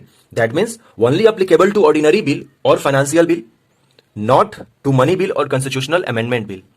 जब ज्वाइंट सिटिंग हो रही तो इसको प्रिसाइड्स करने के लिए कुछ ऑफिसर चाहिए, तो joint sitting presides by speaker according to article 118(4), यानी कि 118(4) के अकॉर्डिंग स्पीकर जो है ज्वाइंट सिटिंग का प्रिसाइड्स ऑफिसर होता है। यदि स्पीकर नहीं है तो deputy speaker of Lok Sabha, deputy speaker नहीं है तो डिप्टी चेयरमैन ऑफ राज्यसभा, यदि डिप्टी चेयरमैन ऑफ राज्यसभा भी नहीं प्रेजेंट है तो मेंबर चॉइस कर लिए जाएंगे हाउस के द्वारा। यहां पर चेयरमैन ऑफ राज्यसभा क्यों नहीं है समझते हैं। वाइस प्रेसिडेंट जो होता है वो चेयरमैन ऑफ राज्यसभा होता है, लेकिन वाइस प्रेसिडेंट जो है वो पार्लियामेंट का मेंबर नहीं होता है। दैट मीन्स वो ना ही लोकसभा का मेंबर होता है ना ही राज्यसभा का मेंबर होता है, क्योंकि जो वाइस प्रेसिडेंट है वो तो वाइस प्रेसिडेंट के इलेक्शन के थ्रू आया है ना। दैट मीन्स वाइस प्रेसिडेंट के ऑफिस के लिए आया है, तो वाइस प्रेसिडेंट जो होता है ऑटोमेटिक्स क्या है कि चेयरमैन ऑफ राज्यसभा बन जाता है। लेकिन जब ज्वाइंट सिटिंग प्रिसाइड्स होगी तो उसका जो प्रिसाइड्स ऑफिसर होगा वो चेयरमैन नहीं होगा, वो डिप्टी चेयरमैन होगा, क्योंकि डिप्टी चेयरमैन जो है राज्यसभा वो राज्यसभा का मेंबर होता है। ज्वाइंट सिटिंग जब होगी तो इस पर रूल कौन सा लागू होगा? लोकसभा का रूल लागू होगा, राज्यसभा का नहीं। That means joint sitting is governed by rule of procedures of Lok Sabha, not Rajya Sabha. जब ज्वाइंट सिटिंग होती है तो यदि बिल पास करना है तो वो किस तरह से बिल पास होगी? बाय सिंपल मेजोरिटी, तब वो एक्ट बन जाएगा। जैसे कि अब तक बाय सिंपल मेजोरिटी जो है वो बिल पास होगा। अब तक भारत में 3 बार ऐसे बिल हैं जिनको कि पास किया जा चुका है जैसे पहला था डॉरी प्रोहिबिशन बिल 1961, सेकेंड था बैंकिंग सर्विस कमीशन रिपील 1977 और थर्ड था प्रिवेंशन ऑफ टेररिज्म बिल 2002। इसका मतलब यह हुआ कि ज्वाइंट सिटिंग बुलाए गए हैं जिसमें बिल बहुत सारे रखे गए हैं, जिसमें से 3 बिल को फाइनली पास करके एक्ट बना दिया गया था और ये है 3 एक्ट। इसका मतलब है कि ये नहीं है कि ज्वाइंट सिटिंग में कभी बिल पास नहीं हुए हैं, पास हुए हैं। Joint state public service commission, इसके जो चेयरमैन और मेंबर्स होंगे उनके ऑफिस टर्म जो है या तो 6 साल या तो उनके उम्र का 62 साल होना चाहिए। Constitution makes provision for establishment of joint state PSC for 2 और मोर स्टेट्स। इस बात को बहुत आराम से समझना है अपने को। देखिए, कॉन्स्टिट्यूशन ये प्रोविजन करता है कि ज्वाइंट स्टेट पीएससी कर सकते हैं, लेकिन कोई आर्टिकल इसके लिए मेंशन नहीं है कि इस आर्टिकल के अकॉर्डिंग हम ज्वाइंट स्टेट पीएससी करेंगे। आगे इसको और क्लियर करते हैं। However, UPSC and state PSC created directly by constitution. हम जानते हैं कि आर्टिकल 315 से लेकर 323 दोनों के लिए कॉमन ही है आर्टिकल्स, यूपीएससी और स्टेट पीएससी है, जो कि पार्ट 14 यानी कि 14 में मेंशन है। लेकिन जो ज्वाइंट स्टेट पीएससी है वो एक्ट ऑफ पार्लियामेंट के द्वारा बनाया जाता है, इसलिए इसे हम स्टैट्यूटरी बॉडी कहते हैं। क्योंकि हम जानते हैं कि यदि कोई भी संस्थान या ऑर्गेनाइजेशन एक्ट के द्वारा फॉर्म्ड होती है तब उसे हम स्टैट्यूटरी बॉडी कहते हैं, और यदि कोई चीज आर्टिकल के द्वारा बनाई जाती है तब हम उसे कॉन्स्टिट्यूशनल बॉडी कहते हैं। इसीलिए यूपीएससी और स्टेट पीएससी जो है वो कॉन्स्टिट्यूशनल बॉडी है, लेकिन ज्वाइंट स्टेट पीएससी जो है वो कॉन्स्टिट्यूशनल ना होकर स्टैट्यूटरी बॉडी है। देखिए ये बनाया कैसे जाता है। 1 नवंबर 1966 को जब अपना हरियाणा पंजाब से अलग हुआ था, तब पंजाब और हरियाणा ने मिलकर कुछ समय के लिए ज्वाइंट स्टेट पीएससी अपने पास रखा था। यानी कि पंजाब और हरियाणा की एग्जामिनेशंस सेम जो पब्लिक सर्विस कमीशन थी वो कराती थी, लेकिन ये केवल और केवल जो स्टेट जब रिक्वेस्ट करेगी तभी ये क्रिएट किया जा सकता है। ऐसा नहीं है कि पार्लियामेंट खुद से लॉ बनाकर सबको मर्ज करने लगा। स्टेट जब रिक्वेस्ट करेगी पार्लियामेंट से कि आप एक्ट बनाइए कि हमें ज्वाइंट स्टेट पीएससी चाहिए, तभी जाकर पार्लियामेंट एक्ट लाएगी। तो ये समझ में हमें आ जाना चाहिए कि कॉन्स्टिट्यूशन में प्रोविजन है, इसका मतलब ये नहीं है कि कोई उसके लिए आर्टिकल पहले से लिखा हुआ है। ज्वाइंट स्टेट पीएससी के लिए कोई आर्टिकल नहीं लिखा है, जैसा कि यूपीएससी और स्टेट पीएससी के लिए लिखा हुआ है। ये फर्स्ट पॉइंट था। इसके चेयरमैन और जो मेंबर्स हैं उसको अपॉइंट प्रेसिडेंट करते हैं, सस्पेंड और रिमूवल भी प्रेसिडेंट करते हैं, रेजिग्नेशन जो है चेयरमैन और मेंबर्स वो प्रेसिडेंट को देते हैं, और कितने नंबर होने चाहिए चेयरमैन के, कितने मेंबर्स होने चाहिए, उनकी कंडीशंस क्या होनी चाहिए, सर्विस क्या होनी चाहिए, सब डिटरमाइन प्रेसिडेंट के द्वारा किया जाता है। केवल जो है जो ज्वाइंट स्टेट पीएससी है जब एनुअल रिपोर्ट तैयार कर लेगी तो स्टेट गवर्नर्स को देगी, स्टेट गवर्नर्स को, क्योंकि जो ज्वाइंट स्टेट पीएससी होगी वो एक से ज्यादा स्टेट के लिए होगी ना, तो वहां पर एक से ज्यादा गवर्नर हो सकते हैं, या फिर यह भी हो सकता है कि वो जो 2 या 3 स्टेट्स हैं उनके कॉमन एक ही गवर्नर हो, क्योंकि अब तो 2 या 2 से ज्यादा स्टेट के एक गवर्नर भी हो सकते हैं। जब ये एनुअल रिपोर्ट गवर्नर्स को चला गया तो हर एक गवर्नर जो है, each governor places report before state legislature, state assembly में वो अपना रिपोर्ट रखेंगे governor. UPSC can also serve needs of a state on request of governor and with the approval of president. Union public service commission, Bihar public service commission, Haryana public service commission या Tamil Nadu Public service commission की भी exam ले सकती है यदि state के governor इसके लिए रिक्वेस्ट कर रहे हो और प्रेसिडेंट ने इसके लिए अप्रूवल दे दिया हो। कुछ अदर इंफॉर्मेशन देख लेते हैं। गवर्नमेंट ऑफ इंडिया एक्ट 1919, जिसे मॉन्टेग्यू चेम्सफोर्ड रिफॉर्म भी कहते हैं, provide a central public service commission setup in 1926। Government of India act 1919 जो है केवल सेंट्रल पब्लिक सर्विस कमीशन को प्रोविजन किया था, जिसके चलते ही हमने जो 1926 में जो एस्टेब्लिश किया था वो यूनियन पब्लिक सर्विस कमीशन यहीं से फाउंड की थी हमने। फिर आता है गवर्नमेंट ऑफ इंडिया एक्ट 1935, ये प्रोवाइड करता है not only of federal PSC but also provincial PSC and joint public service commission for 2 or more provinces। ये तो फेडरल पीएससी की बात करता है, यानी कि सेंटर में जो एक पीएससी है यूनियन पब्लिक सर्विस कमीशन के लाइक, और प्रोविजनल पीएससी का मतलब हो गया जैसे कि Uttar Pradesh Public service Commission, Tamil Nadu Public service commission या फिर हरियाणा पब्लिक सर्विस कमीशन, इस तरह की भी चीजों को वो किया था गवर्नमेंट ऑफ इंडिया एक्ट। तो ये 2 एक्ट रहे, 1919 और 1935। So thanks for watching, take care. Constitutional body and non constitutional bodies में डिफरेंसेस देखते हैं। वीडियो छोटी ही होगी लेकिन मैंने इसमें maximum information and data consider करने की कोशिश की है। जैसे इलेक्शन कमीशन आर्टिकल 324 में लिखा गया हुआ है, और ये जो दिख रहा है 665 ये बताता है इसके टर्म का। जो इलेक्शन कमीशन में जो चीफ इलेक्शन कमिश्नर या जो उसके मेंबर्स होंगे उसके टाइम पीरियड क्या होंगे या टर्म क्या होता है उसका, तो 6 ईयर या फिर उसके उम्र का 65 ईयर। कॉन्स्टिट्यूशनल बॉडीज वो बॉडीज होती हैं जो कॉन्स्टिट्यूशंस में लिखी गई हुई हैं, जिनके लिए एक स्पेसिफिक आर्टिकल है, और नॉन कॉन्स्टिट्यूशनल बॉडीज जो कि कॉन्स्टिट्यूशन में नहीं लिखी गई हुई हैं और जिनके लिए कोई स्पेसिफिक आर्टिकल नहीं है। समझने की कोशिश करते हैं। कॉन्स्टिट्यूशनल बॉडीज जो हैं, या तो जब हमारा कॉन्स्टिट्यूशन बन रहा था उस समय हमने उसके लिए एक आर्टिकल लिख लिया, या फिर जब हमें कोई जरूरत पड़ा, जैसे हमें आवश्यकता थी, तब हमने उसे फिर से कॉन्स्टिट्यूशन में ऐड किया। जैसे देखिए, यूनियन पब्लिक सर्विस कमीशन हो या इलेक्शन कमीशन हो, ये उसी समय हमने ऐड कर लिया था जब हम अपना कॉन्स्टिट्यूशन बना रहे थे। इसलिए जैसे कि देखिए, यूपीएससी और स्टेट पीएससी दोनों के लिए आर्टिकल 315 से 323 के बीच में लिखा गया है। लेकिन जीएसटी काउंसिल 1 जुलाई 2017 को जीएसटी को हमने कॉन्स्टिट्यूशनल बॉडी बनाया था, यानी कि उसके लिए जीएसटी काउंसिल बना। इसलिए हमें जीएसटी काउंसिल को जब हमने कॉन्स्टिट्यूशन में शामिल किया तो एक आर्टिकल की जरूरत थी, तो हमने आर्टिकल 279A ऐड कर लिया। हमने आर्टिकल 279A जो है ऐड कर लिया जीएसटी काउंसिल के लिए। तो कॉन्स्टिट्यूशनल बॉडीज वो बॉडीज हैं जो कि कॉन्स्टिट्यूशन में मेंशन है, यानी कि उनके लिए एक स्पेसिफाइड आर्टिकल्स है। नॉन कॉन्स्टिट्यूशनल बॉडीज क्या होता है, जस्ट इसके बाद देखते हैं और समझते हैं क्या क्या है। इसमें मैक्सिमम इंफॉर्मेशन है। जैसे क्वेश्चन बार बार ये पूछ लिया जाता है कि फाइनेंस कमीशन किस आर्टिकल में है, तो ये जो लिखा गया हुआ है आर्टिकल 280 में है। सबके लिए आर्टिकल मैंने लिखा है, तो आप इसे याद कर लीजिए क्योंकि ये कभी भी एग्जामिनेशन में पूछा जा सकता है। इलेक्शन कमीशन आर्टिकल 324 में है। इसका टाइम पीरियड जो होता है 6 या 65 ईयर्स होंगे। यूपीएससी और स्टेट पीएससी दोनों के लिए आर्टिकल 315 से 323 में लिखा गया हुआ है। और ये जो 6 और 62 आप देख रहे हैं, ये तो उसका टाइम पीरियड है, यानी कि टर्म है। उसके जो चेयरमैन उसके मेंबर्स होंगे या तो 6 ईयर और या तो उसके उम्र का 62 ईयर्स। इसमें से जो सबसे पहले होगा वो उसका रिटायरमेंट का डेट हो जाएगा। Finance commission article 280, GST council article 279A, national commission for एससीज यानी कि schedule caste article 338, national commission for STs article 338A, national commission for BCs article 338B। ये भी हमने 102 जो यानी कि 102nd जो कॉन्स्टिट्यूशनल अमेंडमेंट एक्ट हुआ था उसके अकॉर्डिंग हमने इसको नेशनल कमीशन फॉर बीसीज जोड़ा था। Special officer for linguistic minorities article 350B, CAG CAG जो आर्टिकल 148 यानी कि controller and auditor general article 148 में है। इसका टर्म जो होता है 6 से 65।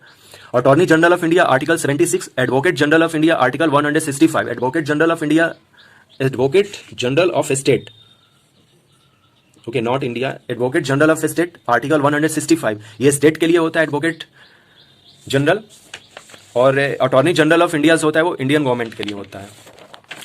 नॉन कॉन्स्टिट्यूशनल बॉडीज देखते हैं। नॉन कॉन्स्टिट्यूशनल बॉडीज को ही हम एक्स्ट्रा कॉन्स्टिट्यूशनल बॉडीज कहते हैं, यानी कि नॉन कॉन्स्टिट्यूशनल बॉडीज बराबर extra constitutional bodies. Extra constitutional bodies क्या होते हैं? ECB are those bodies which are not defined in the Constitution of India and derive their power either through some statute or from an executive order of the government but not directly from the Constitution.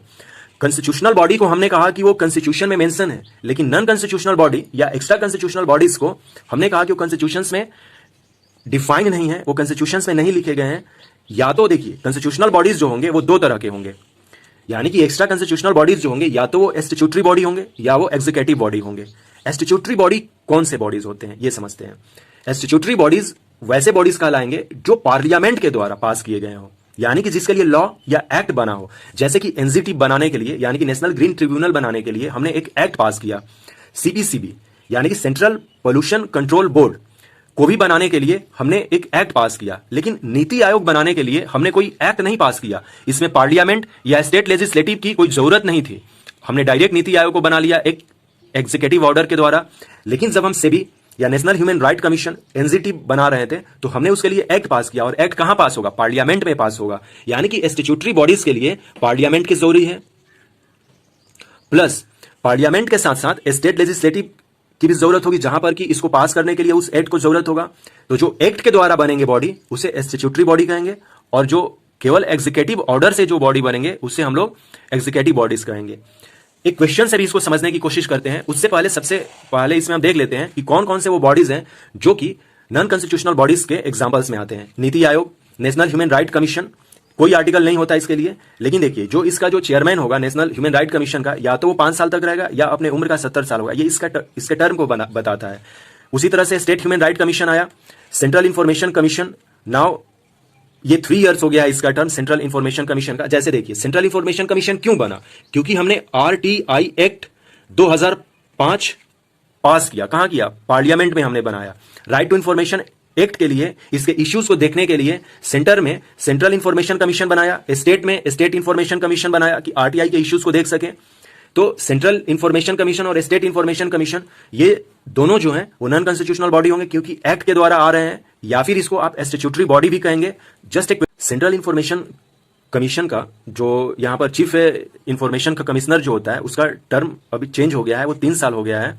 जब मैं details वाली video बनाऊंगा central information commission और state information commission पर, तो वहां पर हम लोग इसको देखेंगे।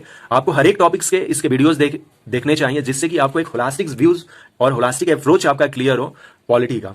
सेंट्रल विजिलेंस कमीशन, इसके जो टाइम पीरियड्स हैं 465 है। सेंट्रल ब्यूरो ऑफ इन्वेस्टिगेशन यानी कि सीबीआई, लोकपाल एंड लोकायुक्त, ये भी एक्ट के द्वारा बना हुआ है, तो ये भी नॉन कॉन्स्टिट्यूशनल बॉडी होंगे। National investigation agency and national disaster management authority, national disaster management act 2005 के द्वारा हमने नेशनल डिजास्टर मैनेजमेंट अथॉरिटी बनाया। ये कब आया था? देखिए एनडीएम एक्ट 2005, एनडीएम एक्ट 2005 में आया था। ये याद रखना होगा अपने को, जिससे कि नेशनल डिजास्टर मैनेजमेंट। अब एक क्वेश्चन देखते हैं। देखिए जैसे क्वेश्चन ये है, क्वेश्चन नंबर 98 देखिए, the national human right commission is a, राष्ट्रीय मानवाधिकार आयोग एक है constitutional body, extra constitutional body, statutory body, या फिर option D public private body. Constitutional body है नहीं, पब्लिक प्राइवेट बॉडी हम नहीं कहेंगे। हम दो चीजों में अब फंस रहे हैं, एक्स्ट्रा कॉन्स्टिट्यूशनल बॉडी या स्टैट्यूटरी बॉडी। इसमें से कोई एक होगा। देखिए एक्स्ट्रा कॉन्स्टिट्यूशनल बॉडी को या नॉन कॉन्स्टिट्यूशनल बॉडी को हमने कहा कि 2 पार्ट होंगे इसके, एक स्टैट्यूटरी बॉडी होगा और एक, देखिए ये वाला पोर्शन, एक स्टैट्यूटरी बॉडी होगा और एक एग्जीक्यूटिव बॉडी होगा। तो एग्जीक्यूटिव बॉडी में जिसमें कि पार्लियामेंट की कोई जरूरत नहीं है, लेकिन स्टैट्यूटरी बॉडी में पार्लियामेंट की जरूरी है क्योंकि वो कोई एक्ट होगा उसी के द्वारा स्टैट्यूटरी बॉडी बनेगा। तो जो नेशनल ह्यूमन राइट कमीशन है वो एक्ट के द्वारा बना, मतलब इससे पहले एक एक्ट आया था, उसके बाद अभी देखेंगे कि कौन सा एक्ट आया था, उसके बाद नेशनल ह्यूमन राइट कमीशन बना। तो इसका सबसे बेस्ट जो आंसर होगा वो होगा स्टैट्यूटरी बॉडी। वो क्या है? स्टैट्यूटरी बॉडी है। लक्ष्मीकांत के बुक में भी इसको देख लेते हैं। देखिए ये कह रहा है ना, national human right commission is a statutory and not a constitutional body. It was established in 1993 under a legislation enacted by the Parliament, namely the Protection of Human Right Act 1993. Protection of Human Right Act आया 1993, जिसके द्वारा हमने national human right commission बनाया। ये एक statutory body है। I hope show कि अब आपको समझ में आ गया होगा कि स्टैट्यूटरी बॉडी क्या है और एक्स्ट्रा कॉन्स्टिट्यूशनल बॉडी क्या है। दोनों में डिफरेंस यहां पे समझ में आया हम लोगों को। कॉन्स्टिट्यूशनल और नॉन कॉन्स्टिट्यूशनल बॉडी में ज्यादा कोई परेशानी नहीं थी। कॉन्स्टिट्यूशनल बॉडी का मतलब हो गया जो कि कॉन्स्टिट्यूशन में हो, नॉन कॉन्स्टिट्यूशनल बॉडी का मतलब हो गया जो कॉन्स्टिट्यूशन में मेंशन ना हो। इसी नॉन कॉन्स्टिट्यूशनल बॉडी को एक्स्ट्रा कॉन्स्टिट्यूशनल बॉडी कहते हैं। और यही जो एक्स्ट्रा कॉन्स्टिट्यूशनल बॉडी होता है वो 2 तरह के होते हैं, स्टैट्यूटरी बॉडी और एग्जीक्यूटिव बॉडी। स्टैट्यूटरी बॉडी का मतलब हो गया कि वो किसी एक्ट के द्वारा पास हो जिसमें कि पार्लियामेंट और स्टेट लेजिस्लेटिव की जरूरत पड़ती है। लेकिन एग्जीक्यूटिव ऑर्डर का मतलब होता है इसमें किसी पार्लियामेंट या स्टेट लेजिस्लेटिव की कोई जरूरत नहीं होती है। प्रेसिडेंट जो कि एग्जीक्यूटिव मतलब कि के हेड होते हैं वो कोई ऑर्डर निकाल सकते हैं, प्राइम मिनिस्टर निकाल सकते हैं, या इस तरह के कोई जो कि एग्जीक्यूटिव ये मतलब पर्सन है वो एग्जीक्यूटिव ऑर्डर निकाल सकता है और इस तरह के बॉडी बना सकता है, जैसे कि नीति आयोग है। नीति आयोग एक एग्जीक्यूटिव बॉडी है। अब जैसे कि इसी क्वेश्चन के जगह पर नेशनल ह्यूमन राइट कमीशन के जगह पर यहां पर वो लिख देता कि नीति आयोग क्या है, constitutional body, extra constitutional body, और यहां पे लिखता है एग्जीक्यूटिव बॉडी। तो हम एग्जीक्यूटिव बॉडी लिखते हैं, एक्स्ट्रा कॉन्स्टिट्यूशनल बॉडी नहीं लिखते। Okay, constituent assembly and making of constitution. हमें अपना कॉन्स्टिट्यूशन बनाने के लिए एक कंस्टिट्यूएंट असेंबली की जरूरत थी, जहां पर कि हमारे जितने सारे लीडर्स थे वो मिले और डिस्कस करें हमारे कंट्री के रूल्स और रेगुलेशंस कैसे होंगे जो कि हमारे कॉन्स्टिट्यूशंस में लिखे जाते हैं। तो कंस्टिट्यूएंट असेंबली का जो सबसे पहला कॉन्सेप्ट था वो एम एन रॉय के द्वारा 1934 में दिया गया था। M N Roy communist leader थे और ये काफी बड़े लीडर माने जाते हैं कम्युनिस्ट लीडर में। एक पार्टी के तौर पे स्वराज पार्टी ने 1934 में ही कंस्टिट्यूएंट असेंबली के आइडिया को प्रमोट किया था। स्वराज पार्टी वही पार्टी है जब गया सेशन में डिफरेंशिएट होने के बाद 1 जनवरी 1923 को देशबंधु चित्तरंजन दास एंड मोतीलाल नेहरू के द्वारा स्वराज पार्टी की फाउंडेशन होती है। और कंस्टिट्यूएंट असेंबली की जो कॉन्सेप्ट थी फर्स्ट टाइम 1935 में इंडियन नेशनल कांग्रेस ने ऑफिशियली इसे रखा और ऑफिशियली इसे प्रमोट किया। 1938 में जवाहरलाल नेहरू आईएनसी के बिहाफ पर ये कहते हैं और ये डिमांड करते हैं कि जब इंडिया फ्री होगा तब उसका जो कॉन्स्टिट्यूशन बनेगा वो विदाउट आउटसाइडर इंटरफेरेंस बनेगा, जिसमें कि किसी भी आउटसाइडर की कोई पार्टिसिपेशन नहीं होगी। ये सारी चीजें जब चल रही थी तो ब्रिटिश गवर्नमेंट जो है वो इस डिमांड को मान लेती है, एक्सेप्ट करती है कि हाँ, जब आप आजाद हो जाओगे तो हम आपके लिए कंस्टिट्यूएंट असेंबली बनाएंगे जहां पर कि आप अपना कंस्टिट्यूशन बनाना। 1940 में अगस्त ऑफर के द्वारा गवर्नमेंट, जो ब्रिटिश गवर्नमेंट थी, वो मान जाती है। चूंकि ये अगस्त मंथ में इन लोगों ने एक्सेप्ट किया था इस डिमांड को कि कंस्टिट्यूएंट असेंबली की डिमांड हमारी थी इंडियन लोगों की, तो इसीलिए इसे अगस्त ऑफर 1940 भी कहते हैं। फिर 1942 में इसी को आगे बढ़ाते हुए सर स्टेफोर्ड क्रिप्स के अंडर में क्रिप्स मिशन आता है। 22 मार्च से लेकर 11 अप्रैल 1942 तक ये इंडिया में रहते हैं सर स्टेफोर्ड क्रिप्स। इसे कांग्रेस भी रिजेक्ट कर देती है और मुस्लिम लीग भी रिजेक्ट कर देती है, क्योंकि जो मुस्लिम लीग थी वो 2 सेपरेट कंस्टिट्यूएंट असेंबली की डिमांड कर रही थी, जो कि एक्सेप्टेबल नहीं था उस समय। इसलिए जो क्रिप्स मिशन था वो फेल हो जाता है और वो वापस चला जाता है। फिर 16 में 1946 को कैबिनेट मिशन आता है। कैबिनेट मिशन में 3 मेंबर्स थे।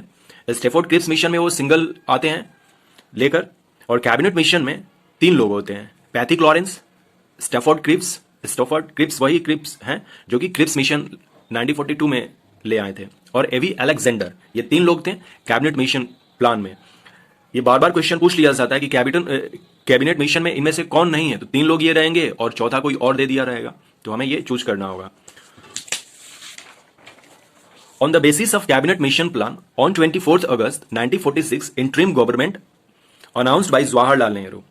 इंटरिम गवर्नमेंट की अनाउंसमेंट जो है जवाहरलाल नेहरू करते हैं कैबिनेट मिशन प्लान के अकॉर्डिंग, और ये कहते हैं कि 2 सितंबर तक हम इंटरिम गवर्नमेंट का चार्ज ले लेंगे। इसका मतलब यह हुआ कि जो इंटरिम गवर्नमेंट की फॉर्मेशन हुई थी वो 2 सितंबर 1946 को हुई थी। आगे इस चीज को देखते हैं। एग्जीक्यूटिव काउंसिल, ये इंटरिम गवर्नमेंट जो बनेगी वो एग्जीक्यूटिव काउंसिल के ही अंडर बनेगी, जिसमें 2 लोग इंपॉर्टेंट थे, एक प्रेसिडेंट और एक वाइस प्रेसिडेंट। प्रेसिडेंट उसी व्यक्ति को चूज किया गया जो उस समय वाइस राय था, और 1946 में ये बात हो रही है कैबिनेट मिशन प्लान की। तो वेबल जो था उस समय governor general of India and viceroy दोनों था। वेबल जो था इसका टाइम पीरियड 1943 से 47 तक रहता है, और वाइस प्रेसिडेंट जवाहरलाल नेहरू को बनाया जाता है। 2 सितंबर का डेट आ जाता है 1942 का, जहां पर कि इंटरिम गवर्नमेंट कंस्टिट्यूट होती है। तो यह भी क्वेश्चन पूछा जाता है कि इंटरिम गवर्नमेंट कब कंस्टिट्यूट हुई थी, यानी कि कब बनाई गई थी। सो आंसर इज 2 सितंबर 1946, जिसको कि प्रोविजनल गवर्नमेंट भी कहते हैं। और ये जो इंटरिम गवर्नमेंट थी 2 सितंबर 1946 से 15 अगस्त 1947 तक चलती है, तब तक जब तक कि इंडिपेंडेंस न मिल जाती हो।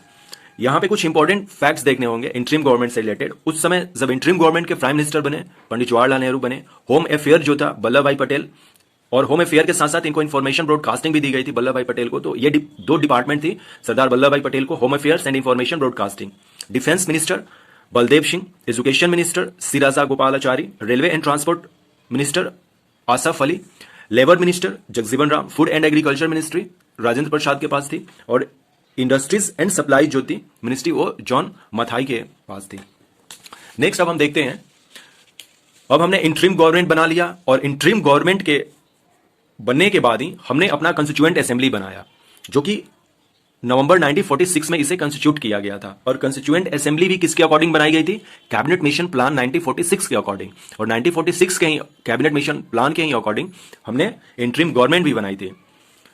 कंस्टिट्यूएंट असेंबली नवंबर 1946 में हम बनाते हैं, जिसकी की फर्स्ट मीटिंग या फर्स्ट सेशन कहते हैं 9 दिसंबर 1946 को स्टार्ट होती है, और ये 23 दिसंबर 1946 तक चलती है। सो फर्स्ट सेशन जो था कंस्टिट्यूएंट असेंबली का वो 9 दिसंबर से 23 दिसंबर 1946 तक चलता है।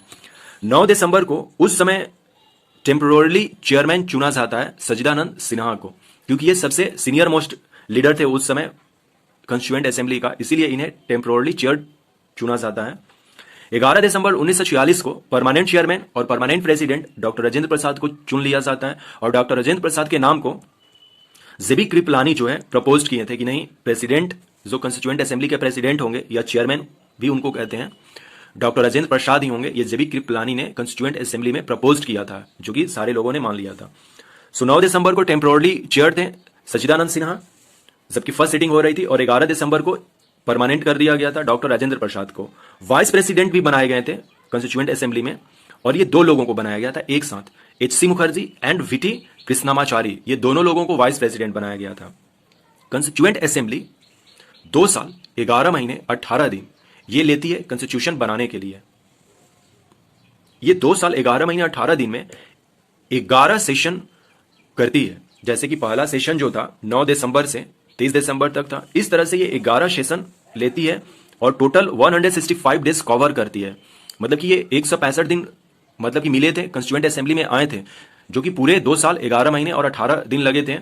और एक फाइनल जो सेशन हुआ था 24 जनवरी 1950 को हुआ था, जहां पर कि जितने सारे कंस्टिट्यूएंट असेंबली के मेंबर्स थे उन्होंने कॉन्स्टिट्यूशन पे सिग्नेचर किया था। इस तरह से टोटल जो सेशन है वो 12 सेशन हो गए। सदी कोई एग्जाम में क्वेश्चन पूछा जाता है कि कंस्टिट्यूएंट असेंबली ने कितने टोटल सेशन किए थे या टोटल कितने मीटिंग किए थे, तो answer is 12। Objective resolution, objective resolution अब कंस्टिट्यूएंट असेंबली बन जाती है तो कॉन्स्टिट्यूशन किस फंडामेंटल पर, किस फिलोसफी पे बेस्ड होगा, उस फिलोसफी को ऑब्जेक्टिव रेजोल्यूशन कहते हैं, जो कि पंडित जवाहरलाल नेहरू के द्वारा 13 दिसंबर 1946 को कंस्टिट्यूएंट असेंबली में रखा गया, जिसे 22 जनवरी 1947 को अडॉप्ट कर लिया गया असेंबली के द्वारा। और ये ऑब्जेक्टिव जो रेजोल्यूशन है ये मॉडिफाइड वर्जन है प्रियम्बल का, ये ध्यान में रखना होगा। जो मैक्सिमम बातें प्रियम्बल में लिखी गई हैं वो यहीं से ली गई हैं ऑब्जेक्टिव रेजोल्यूशन से। ऑब्जेक्टिव रेजोल्यूशन का ही मतलब था कि let down fundamentals and philosophy of constitutional structure, हमारे कॉन्स्टिट्यूशन का किस तरह स्ट्रक्चर होना चाहिए, उसकी फंडामेंटल क्या होनी चाहिए, उसकी फिलोसफी क्या होनी चाहिए, इस ऑब्जेक्टिव रेजोल्यूशन में लिखा गया था। तो एक बार इसको हम लोग रिवीजन कर लेते हैं, देख लेते हैं कि क्या क्या अभी तक हम लोगों ने देखा इससे। सबसे पहले हम लोगों ने देखा कि कंस्टिट्यूएंट असेंबली क्यों जरूरत थी, क्योंकि हमें कॉन्स्टिट्यूशन बनाना था। First time M N Roy ने इस कॉन्सेप्ट को दिया था पार्टी के तौर पे, स्वराज पार्टी ने इसे दिया था, कांग्रेस ने 1935 में अडॉप्ट किया इसे, और 1938 से जवाहरलाल नेहरू ने इसको डिक्लेयर किया कि हमारा कॉन्स्टिट्यूशन जो बनेगा वो किस तरह से बनेगा और हमारी कॉन्स्टिट्यूएंट असेंबली में कोई बाहरी इंटरफेयर नहीं होगा। अगस्त ऑफर ब्रिटिश गवर्नमेंट जब इस प्रपोजल को मान लेती है उसी को अगस्त ऑफर कहते हैं, जो कि 1940 में आया था। 1942 में स्टेफोर्ड क्रिप्स आते हैं क्रिप्स मिशन लेकर, फिर 1946 में कैबिनेट मिशन आता है जिसके कि 3 मेंबर्स होते हैं, Pethick Lawrence, Stafford Cripps and A V Alexander. Next cabinet mission के ही बेसिस पर हमने इंटरिम गवर्नमेंट बनाया और इंटरिम गवर्नमेंट को 2 सितंबर 1946 से स्टार्ट किया था। ये जो 24 अगस्त 1946 देख रहे हैं ये जवाहरलाल नेहरू ने इंटरिम गवर्नमेंट का अनाउंस किया था कि हम इंटरिम गवर्नमेंट बनाएंगे, लेकिन कॉन्स्टिट्यूट हमने 2 सितंबर 1946 को किया था। एग्जीक्यूटिव काउंसिल, जो कि उस समय के वायसराय एंड गवर्नर जनरल का जो एग्जीक्यूटिव काउंसिल था उसमें 2 लोग काफी इंपॉर्टेंट थे, एक वायसराय वेबल और एक पंडित जवाहरलाल नेहरू, जिन्हें कि वाइस प्रेसिडेंट बनाया गया था। ये क्वेश्चन पूछा जाता है कि एग्जीक्यूटिव काउंसिल के वाइस प्रेसिडेंट कौन थे, so Jawaharlal Nehru is answer, लेकिन यदि प्रेसिडेंट है so you choose Wavell, that means viceroy of India that time. Provisional government या इसी को इंटरिम गवर्नमेंट कहते हैं, जो कि 2 सितंबर 1946 को कंस्टिट्यूट किया गया था और ये 15 अगस्त 1947 तक रहा था। इसके इंपॉर्टेंट लीडर के नाम अभी हम लोगों ने देखे कि किनको कौन सी मिनिस्ट्री मिली थी। प्राइम मिनिस्टर जवाहरलाल नेहरू बने थे। फिर हमने कंस्टिट्यूएंट असेंबली को देखा कि कंस्टिट्यूएंट असेंबली को हमने नवंबर 1946 में कंस्टिट्यूट किया था, जिसकी फर्स्ट सिटिंग 9 दिसंबर 1946 से लेकर 23 दिसंबर 1946 तक चलती है। टेम्पोरली चेयर सच्चिदानंद सिन्हा को चुना जाता है। 11 दिसंबर 1946 को परमानेंट चेयरमैन या प्रेसिडेंट डॉक्टर राजेंद्र प्रसाद को चुन लिया जाता है। और डॉक्टर राजेंद्र प्रसाद के नाम को किसने प्रपोज किया था, सो आंसर इज जेबी कृपलानी। इसमें वाइस प्रेसिडेंट भी 2 लोगों को चुना गया था, एच.सी. मुखर्जी एंड वीटी कृष्णामाचारी को। कंस्टिट्यूएंट असेंबली थी जो कि 2 साल 11 महीने 18 दिन ली थी कॉन्स्टिट्यूशन बनाने में, जिसमें कि टोटल 12 सेशंस में हमने, यानी कि 9 दिसंबर से स्टार्ट होता है और 24 दिसंबर को लास्ट सेशन जब कन्वर्ट होता है कंस्टिट्यूएंट असेंबली का, उस समय तक टोटल सेशन 12 हो चुके थे और हमने 26 जनवरी 1950 को 100% अपने कॉन्स्टिट्यूशन को इन्फोर्स्ड कर दिया था। 1950 में 26 जनवरी 1950 को, बट हमने कॉन्स्टिट्यूशन को अडॉप्ट कब किया था, वो 26 नवंबर 1949 को किया था। Constituent important committees of constituent assembly के कुछ इंपॉर्टेंट कमिटीज को देखते हैं, काफी इंपॉर्टेंट हैं, पूछ लिए जाते हैं। जवाहरलाल नेहरू ने इनको जो दिया गया था वो यूनियन पावर कमेटी का हेड बनाया गया था पहला, दूसरा था यूनियन कॉन्स्टिट्यूशन कमेटी का बनाया गया था और तीसरा है स्टेट कमेटी का बनाया गया था। स्टेट कमेटी का मतलब है committee for negotiating with state. जैसे ही स्टेट कमेटी आता है तो जनरली जो स्टूडेंट होते हैं वो वल्लभ भाई पटेल के साथ चले जाते हैं, जबकि ध्यान देना है, ठीक है, सरदार पटेल ने रीऑर्गेनाइज किया था प्रिंसेसली स्टेट एंड इंडिया को उस समय, लेकिन यहां पर यह ध्यान देने वाली बात है, स्टेट कमेटी जो है वो जवाहरलाल नेहरू के अंडर में था। तो जवाहरलाल नेहरू को 3 कमिटीज दिए गए थे, union power committee, union constitution committee and state committee. Rajendra Prasad के पास 2 कमेटी थी major, steering committee and rules of procedures committee. Vallabh Bhai Patel के पास दो मेजर कमेटी थी। पहला था प्रोविंशियल कॉन्स्टिट्यूशन कमेटी, दूसरा था advisory committee on fundamental rights, minorities and tribal and excluded areas. और ये जो advisory committee on fundamental rights है, इसके और भी सब कमिटीज थे जिसके अलग अलग चेयरमैन थे, जिनके अंडर वो कमिटीज थी। लेकिन मेजर जो है, ये तीन लोगों के बारे में जानना होगा हमें कि जवाहरलाल नेहरू के पास कौन कौन सी कमेटी थी। तो अभी हम लोगों ने देखा कि जवाहरलाल नेहरू के पास तीन कमिटीज थी, union power committees, union constitution committee, state committee. Rajendra Prasad के पास दो कमिटीज थी, steering committee, rules of procedures committee. And Vallabh Bhai Patel के पास भी दो मेजर कमिटीज थी, provincial constitution committee and advisory committee on fundamental rights, minorities and tribal executive. Provincial constitution committee है और ये है यूनियन कॉन्स्टिट्यूशन कमेटी। यूनियन का मतलब पूरा यूनियन हो गया जो सेंटर, और प्रोविंशियल का मतलब हो गया जो प्रोविंस थे उस समय, उसके कॉन्स्टिट्यूशन का कमेटी किसको बनाया गया था? वल्लभ भाई पटेल को। ये दोनों को समझते हुए आगे बढ़ना होगा हम। ड्राफ्टिंग कमेटी जो है कॉन्स्टिट्यूएंट असेंबली का सबसे मेजर कमेटी में एक है ड्राफ्टिंग कमेटी, जिसकी गठन या सेटअप जो है 29 अगस्त 1947 को होती है। इसकी फर्स्ट मीटिंग 30 अगस्त 1947 को होती है, जहां पर कि डॉक्टर अंबेडकर को चेयरमैन चूज कर लिया जाता है। ड्राफ्टिंग कमेटी में 7 मेंबर्स थे। डॉक्टर बी आर अंबेडकर जो कि चेयरमैन थे, यानी कि ड्राफ्टिंग कमेटी के चेयरमैन कौन थे? डॉक्टर भीमराव अंबेडकर। और कितने टोटल मेंबर्स थे ड्राफ्टिंग कमेटी में? 7 मेंबर्स थे, including doctor Ambedkar. First doctor Ambedkar जो कि चेयरमैन भी थे, सेकंड एन गोपाला स्वामी अयंगकर, नंबर थर्ड अलादी कृष्णा स्वामी अय्यर, चौथे जो थे वो डॉक्टर के एम मुंशी थे, पांचवें जो थे सैयद मोहम्मद सादुल्लाह थे, 6 में जो थे वो एन माधवन राव थे, जो कि एन माधवन राव की तबीयत खराब थी, वो इल हेल्थ के ग्राउंड पर ये रिप्लेस कर दिए गए, यानी कि एन एम राव ने रिजाइन कर दिया था इल हेल्थ को लेकर, जिनके जगह पर बीएल मित्र को रखा गया। और 7वें पर्सन से टीटी कृष्णमाचारी, जिनको की रिप्लेस किया था डीपी खेतन, क्योंकि टीटी कृष्णमाचारी की जो डेथ थी 1948 में हो गई थी। तो ये 7 हमारे मेंबर्स रहे ड्राफ्टिंग कमेटी के। फिर से एक बार देख लेते हैं ड्राफ्टिंग कमेटी है क्या। सबसे पहले ड्राफ्टिंग कमेटी का जो फॉर्मेशन है वो 29 अगस्त 1947 को होता है। इसकी फर्स्ट मीटिंग 30 अगस्त 1947 को होती है, जहां पर कि डॉक्टर अंबेडकर को चेयरमैन चूज कर लिया जाता है। इसमें 7 मेंबर्स थे, डॉक्टर अंबेडकर को मिलाकर। डॉक्टर अंबेडकर चेयरमैन थे, अयंगकर, अय्यर, मुंशी, सादुल्लाह और बीएल मित्र और डीपी खेतन जो है, ये लोग इसके मेजर मेंबर्स थे। यानी कि 6 मेंबर्स और एक चेयरमैन को मिलाकर टोटल 7 मेंबर्स का कमेटी था ड्राफ्टिंग कमेटी।